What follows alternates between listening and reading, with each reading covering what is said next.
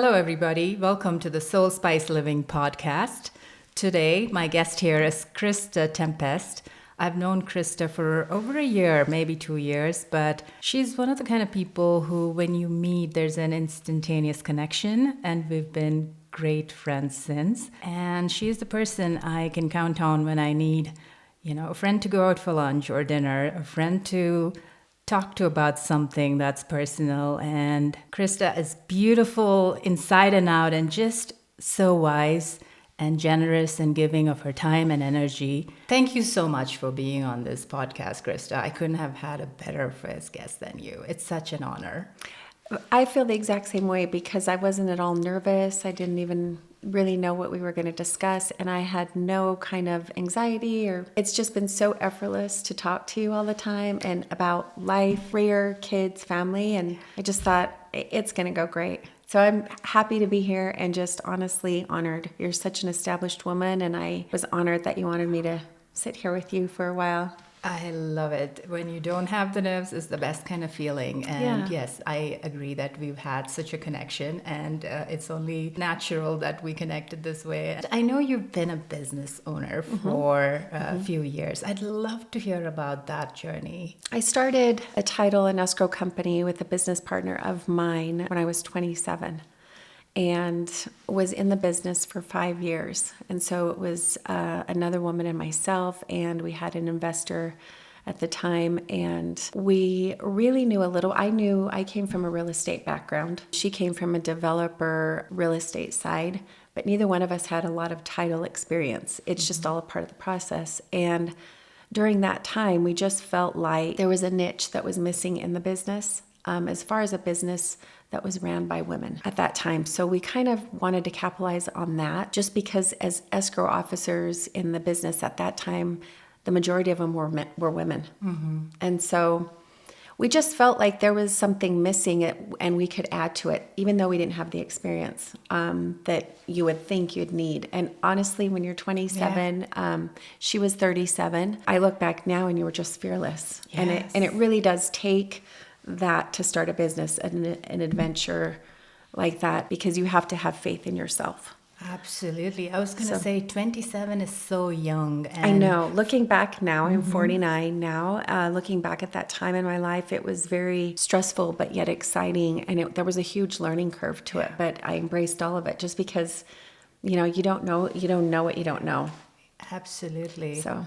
And 5 years in running that business must have, given you so much growth and learning and just a great self-awareness, which I think no degree or no school can give. And 100%. I think that there's a people element to it, managing people, working around clients, then behind the scenes running the business. There's so many different facets of the business itself that I was fortunate that my business partner and I shared those responsibilities equally, and we really were able to capitalize on our strengths. And I was more of the face of the company, out with people, making relationships, negotiating, and then really managed our people, where she was more of the financial backside and the computers and all of that kind of. The organizing. Someone to be a visionary and a creative person, and then another person to be the organizer and the manager. Yes, is always a good combination, I feel, in business. Yes, and it really was. And we hit the ground running, and we did really well our first year. I mean, we made money our first year, and we were told we wouldn't make money. Amazing, yeah. And it was really just kind of like the stars aligned. We had great people that we had recruited to come over and work for us, and they did well. And it just was a common place, I think, where all of us were at the same place in our life, where we were around all the same age, within 10 years. And we're really trying to build our career at the time. Yeah. So it was really powerful. And then the economy changed in 2009 when things kind of shifted.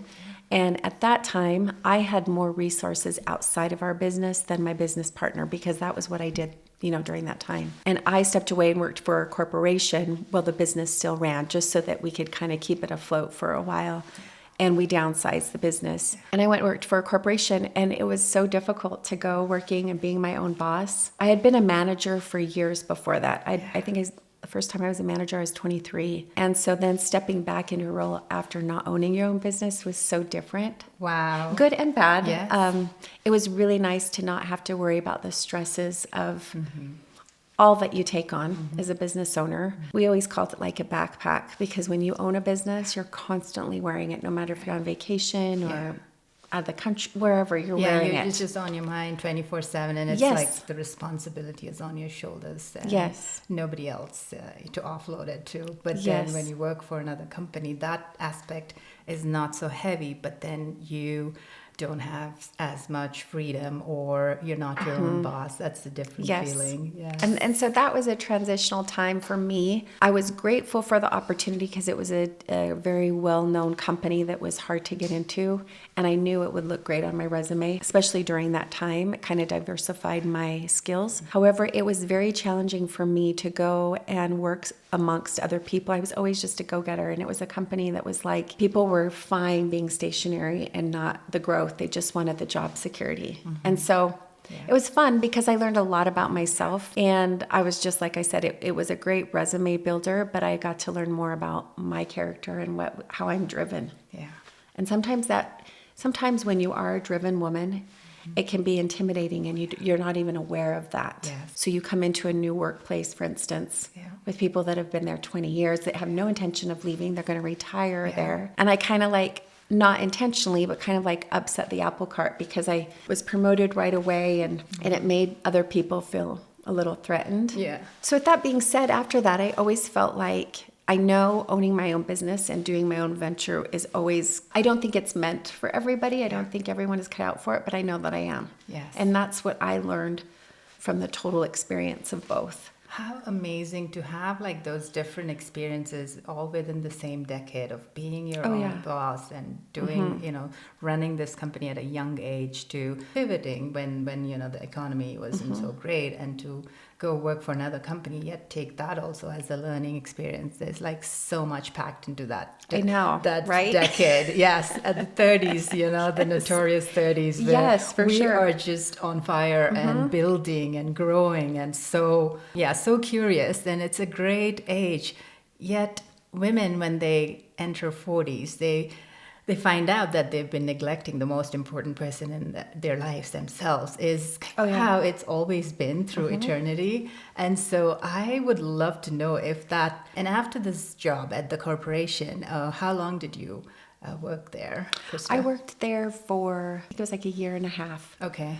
And then after that, I was engaged, I got married. So then at that point, I stepped away from business altogether. The title company was still going with my business partner, and it had just it downsized. So that was still going. I didn't have a desire at that point in my life to go back, because my life had kind of changed. I was married now, and we wanted to have a family, and I know how driven I am. And so going back in, it wasn't like I could put a toe in. I thought, if I go back, I've already established myself there as this person, all in. And I had a hard time juggling my career and being, a single mom and all of those things. So for me, I was a little bit fearful of that, like what you just said. I think we as women do all the things. I was the provider, I was a mom, I was the mom and the dad. So all of those things. And so, yes, I think neglecting yourself, whether you're in a relationship, whether you're married, whether you have kids or not, there's something about being in business that you thrive on, you get validation from. It's, you feel good. And I think it can be your safe place. Yeah. And so like all things, there needs to be balance. And so it was healthy for me to step away at that time in my life, because I had learned a lot in that time. And I thought, I really want to give my personal life the biggest part of me for right now.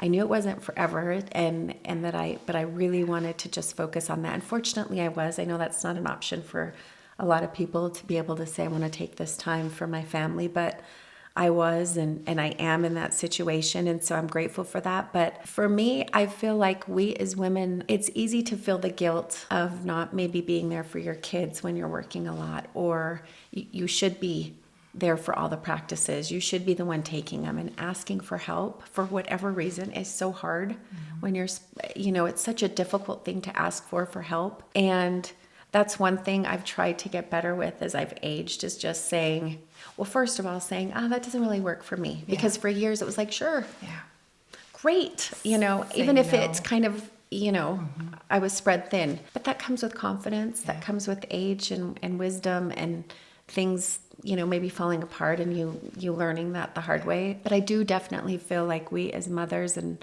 women have a hard time feeling like it's okay to do something just for us, that maybe it's not for your kids, maybe it's not for your husband or, your family, but just for you.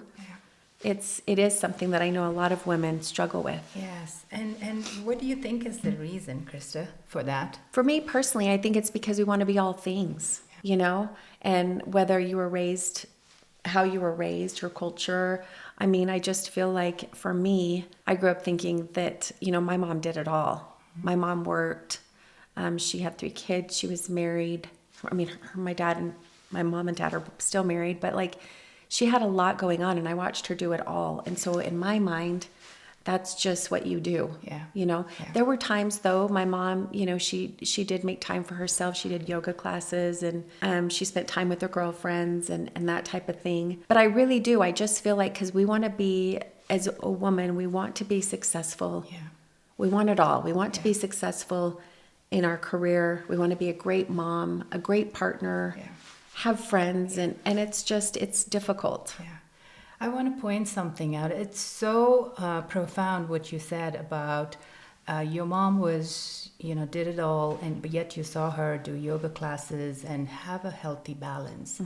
And so it is that childhood conditioning, which can be good or bad. In your case, it's been great. Is where you gathered the sense of balance when you decided that you're going to give your personal life the importance it deserves in your 30s, when most of us are actually hustling. That's the age.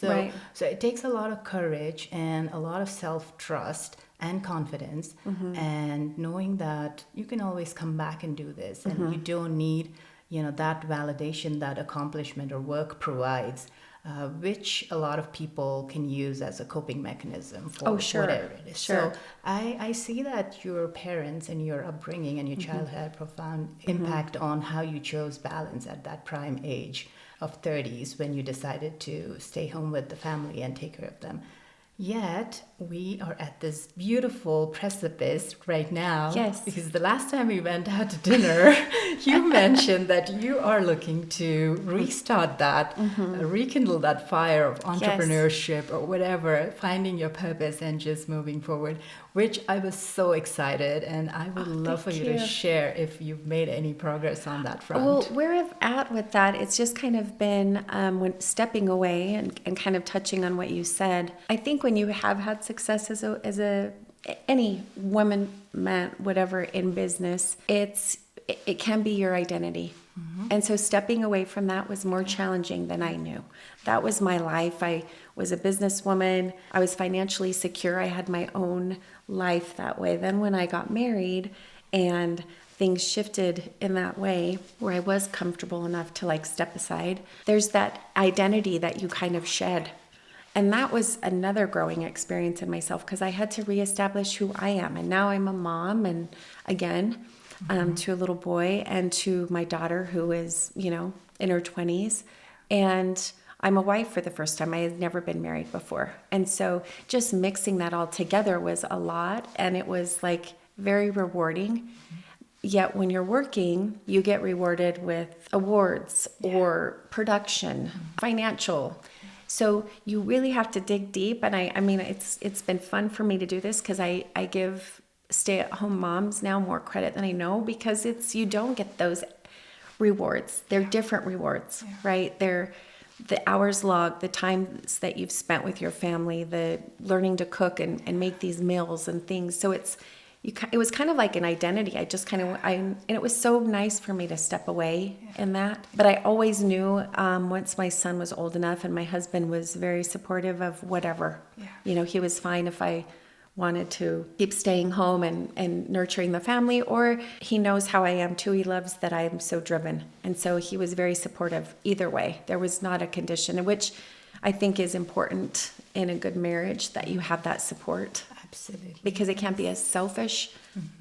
If you do not, I mean, for me, this is something that I'm passionate about. I want to go back out and start this new chapter in my life, going into my 50s of like another chapter, another phase with a lot of the wisdom and lessons and things that I've learned. So I'm not 100% what it is. And of course, I have a lot of friends in business that have, we've discussed different things. But it's just this time around, I want it to be something that I'm passionate about. I was fortunate to be in the title in the industry, and that was a great experience for me, but that wasn't like what I thought was amazing. I would love to, at this point in my life, do something that's, one, I can help others. That's been important for me, is to give back in that way. And then also utilize things that are given gifts that I've been given in my life. So it doesn't feel like I'm just grinding, So yes, I am going to go that direction. Yeah. Well, I'd love to delve more into that.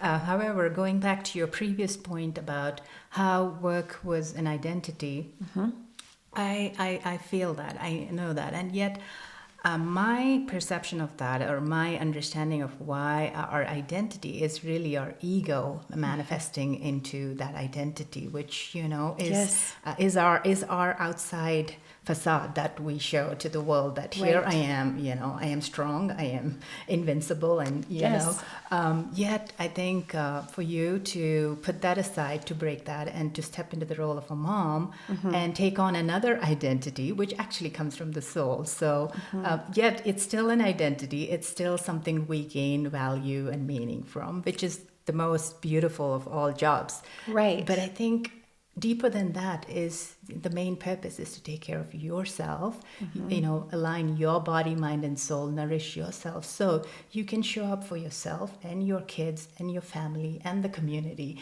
I think that's where you are at now, which is so powerful when women come into themselves and have that sense of, I am enough, and I am going to align my inner values with my external goals and create something that not only serves me, my family, but the community, is such a beautiful thing. And I can't wait to see how you tap into that and your fullest potential. So what are your interests, speaking of passions? I loved managing people. In the sense, I just love relationships, making those, going out, that was never... I enjoyed that You are aspect. So good with people, just instantaneously. And you're so good with reading people and just such great emotional intelligence to say the right thing at the right time. And I had noticed that. You're so kind. It's a gift. So it's something in that realm, but I really am just open, and I really am a big believer in vocalizing it. There's been a while now. My son is 9, and I thought, okay, it's kind of funny how things start happening. I started feeling like, okay, I'm ready to do this now. What do I want to do? And talking about it with you and Nimisha at dinner that evening was like the second time I even brought it up to people, because I thought I have to start saying this. I can't just be thinking it in my mind, but manifesting that. Yes. And I've lived my whole life that way of like visualizing. And to me, it's more right now of a feeling of like making other people feel good, but also making myself feel good. And also being able to do all the things that I love with my family. I don't want to sacrifice any of that, but yet still feed my soul with something that's like more than what I'm doing right now. Absolutely. But it is, I would say, I missed that you had said something, and now I kind of lost track of what you had said. I was going to kind of add on to that. But go ahead. Yeah, it's moving from a place of being ego-centered, making decisions from the ego to stepping into your soul and making decisions from the soul. The results can be the same or even more powerful for high-achieving women, for driven women. However, it feels effortless when you do it from a soul-centered perspective. Yes. So everything just flows. And I love that you mentioned manifesting, and that's how you've lived. I would love for you to touch upon that and explain to us like how you get to do that, because I think it's a very personalized individual experience too. Oh yeah. You mentioned visualization. So, and I feel like you are manifesting your next phase. And tell us about what you've seen this last few months. Well, it's just been interesting. As soon as, my husband and I talked about it And our son, there were other times when I thought I was ready, and when he was in first grade, and then COVID had happened. And I had already talked with my husband, and we were like, yeah, he said, I'm supportive. This is great. He's in first grade. And then that all happened. And then it was just like this shift. So then I thought, well, it's not the right time. I think I'm ready. But there's things we think that we're ready, or we know, but I feel like there's a bigger source of direction. Whether you're spiritual, whether you believe in the power of the universe, whatever that may be, there's something bigger than us. And so for me, I was just like, this isn't my time. This, it will work out. So it's just kind of been on the back burner, and then just still kept putting it out there. And it became kind of like a joke. My husband's like, I know, because I said, I don't know what I'm going to do, but it's going to be great. And he was like, I know, I believe you. It is. Yes. But that's how I talk about it. So when you say manifesting, I speak and have taught my kids and my daughter, even at a young age, to speak as though it's happened or exactly what it is that I want. And so what I've done since I've been talking about it, probably about the past 3 months, is it's going to be great. It's going to check all the boxes. I'm not going to have to sacrifice anything. It's gonna fit whatever it is, and I'm going to be really great at it, and I'm going to be happy. So I kind of visualize and put out there exactly what it is that I want, and just have faith that it's going to be. And it's kind of interesting. A couple of different job opportunities have come up that have just happened, and I feel like you have to be open. That's another big part for all of us. We challenge because we want to be in control, especially if you're like a very independent, go-getting, woman. We want to like control it and be like, oh, this is it. Well, an opportunity, as soon as I started talking about it, an opportunity came up with our friends, which would have been a great opportunity in their business. And I was like, oh my gosh, this could be great, And then I thought, for me, the way I read that was it was just a test. Is she really open? Like, I'm going to dangle this carrot out there. Is she really open? Is she going to go for it? Or is she going to go, no, those hours don't work for me? But I wasn't. I was all in. And then it was the outside people in my life that were like, well, have you kind of thought about that? Because that might be a little limiting. And I was like, no, you're right.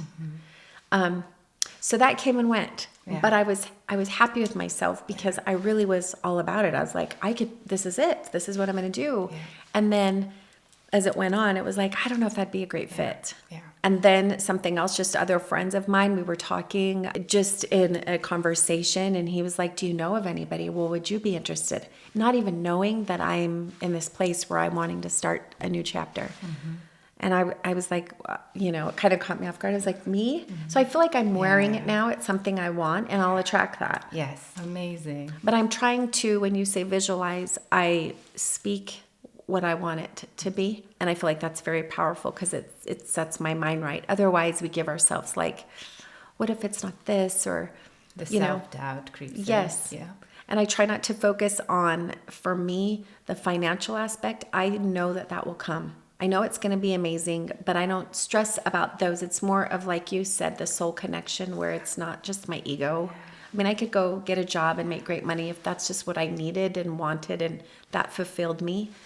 But at this chapter in my life, I want it to be all the things, Such great gems you've just dropped, Krista. From talking about having that big picture in mind, to visualizing, to actually believing that is true and it is happening right now, as if your goals have already come true. So powerful. And also the aspect of not doing things for the profits, but the passion and the purpose, and the profits will follow, is so huge. And I can't emphasize that more. And thank you for sharing that so succinctly. Yes. You're welcome. I can keep listening to you the whole evening, so please carry on. So that's just kind of where it's interesting, because there's a part of me of different things I read too that say, keep your goals and everything private, because you want to achieve those. And sometimes people's energy or their opinions could kind of cloud your vision, or have an effect on what you think, right? Instead of what you're feeling. And for me, I am a private person in general, unless you're close to me, and then I will totally, very genuine. I like to think of myself as just kind of like, say it how it is type of person, but I am overall private. So for me, talking about it, I know that's how you manifest. So it's uncomfortable for me, but that's what I'm showing and what I need to do to get what I want. You know what I mean? It's uncomfortable, but 100%. at the same time, I really do believe it. Yes. And so I think that's the most important thing about manifestation. I mean, some people have like a vision board, which I think can be helpful. And I've had that in the past in my life, of certain things of, especially when I was trying to get pregnant and I wanted but my life is very much right now what I had manifested. I wanted to be able to have a family and a very healthy relationship and be in love and all that. I wanted it to be a good thing in my life and not a scary, situation. Because I was a single mom and I was a business owner as a woman. So I feel like a lot of that I brought into my marriage that at this moment, that's not my identity. Mm-hmm. So I've grown a lot and I feel like I'm wiser in what I need in this new phase. And I see other women who are like successful in their 50s who have started businesses and I think it's because you've learned so much and you can do it again in a different way that's more fulfilling. Yes. It's not out of a necessity of like when you're younger, you just think you need all the things, Yeah. Whatever's put in front of you, it's like, okay, I've got this. I'm going to do this. This is going to be, I'll make it. Be creating that magic that you hope to put out there in the world and through people. So I am so sure that within no time you'll be just putting your strengths and your skills and aligning your inner values and your strengths and your core beliefs with things outside of you, like your goals and your intentions and just create that beautiful entrepreneurial journey. Because yes, it is great. I love entrepreneurship. It's fulfilling, it's rewarding, and it's our way of to contribute to this world and in a meaningful way. So I'm all about that. And profits are a part of it, and it's a byproduct of putting out your passion and your purpose, and as it should. What do you, for you, because you have a lot of several irons in the fire in business, which I so admire because you are 100% in every aspect or whatever you're involved in. You're just all in. How do you, in this phase in your life, like where do you see you always doing several different businesses or finding a different finding one of those that you're ultimately passionate about or that you just want to narrow it down? And I say that only for me because I'm thinking I've had this chance to sit back and reflect and go, okay, what am I really good at? What would really make me happy and be fulfilling at the same time? So I'm figuring that out as we speak. But for you, I see that you have all these different avenues that are like open lanes. Mm-hmm. So how do you, for you? Yeah. Do I make sense? Absolutely. Okay. So this is something that, as you know, I operate Bix Bakery and Cafe, Saffron Valley Restaurants, and more recently the Rise Culinary Institute. So for me, all of these establishments are connected to food and to serving people through food and through the vibrant spaces we create and building community through food. So that is the main intention or the goal or the purpose through all these different venues. Yes, yet it just feels like there's a bakery, there's an Indian restaurant, there's a culinary institute. So they're all different operationally, but the umbrella purpose is the same. Okay. However, my purpose right now has evolved is to help women globally to end the suppression of potential of women and to help all people, men and women, tap into their potential by connecting to their true selves, which we often authenticity, and to operate from that place of soul-centeredness is my bigger purpose. And hence this podcast and my latest venture, Soul Spice Living, and just to spread that message through my own story, where I've had to endure a lot of different things throughout my life and come to a point where how did I get here? And then to realize that it is the childhood conditioning. You are a product of, your upbringing. And so, but we don't have to let the past define who we are. And we can always change our course and create a life that aligns with our true self is kind of my story and my message. And with that intention, I bring on women who also have similar experiences and to share that message of hope and that we can change with intention and, techniques like you mentioned, manifestation, visualization, and belief in yourself. And I think emotional resiliency and mental resiliency, building those two things have been key for me because those are things that nobody teaches you. You just get to experience life and learn. But well, so much of being a business owner is you like you said, you can't go to a school and learn what you need to learn with all the different facets of owning a business. And it's something I've carried with me moving forward, that it's like, okay, this is what I would do again differently, or things that I loved about it. But I do love that for me, and just reading a lot lately, there are just a lot of people that I feel like they've been on a journey, and at this point in their time, they're getting close to maybe retiring or maybe a different career change. And they're thinking, midlife, like things are different. I want to step it up in midlife. Like I want to feel like I've like earned I've gone through some things. I want to be able to share that. I want that to help better me as a person. And if I can benefit other women or men or new business owners that are young, or just, whatever it may be, I just feel like we have something to offer still at this point in our life. Absolutely. And so that's kind of what I'm looking forward to in that. And it's fun for me now to look at other women and that have found success and happiness in their career at an older age. Yeah, I truly believe in that. Life starts when you hit 40, truly. It really does. Because you're breaking barriers and setting your own rules and living life according to your own expectations, other than people outside, always. We have the confidence. You've been through some things. So, you gain that with going through things. Yeah. So that's kind of what it's truly all about. I'm so excited. Well, what do you do for fun? Like, do you have any? I like to exercise. I golf. My husband and I do golf. I golf with my family. That's kind of become a family thing that I just picked up during COVID. But I'm more of an outdoor person. Not like so much, camping, but like I love being outdoors, exercising or athletic stuff. I do Pilates. And right now I'm like enjoying right now. I'm putting our yard together and I'm getting my pots ready for summer. And so fun. It's that time of the year. I know. I'm so excited. Outdoors and do yard work. It's just the perfect time for your hobbies. Yes. To kick in.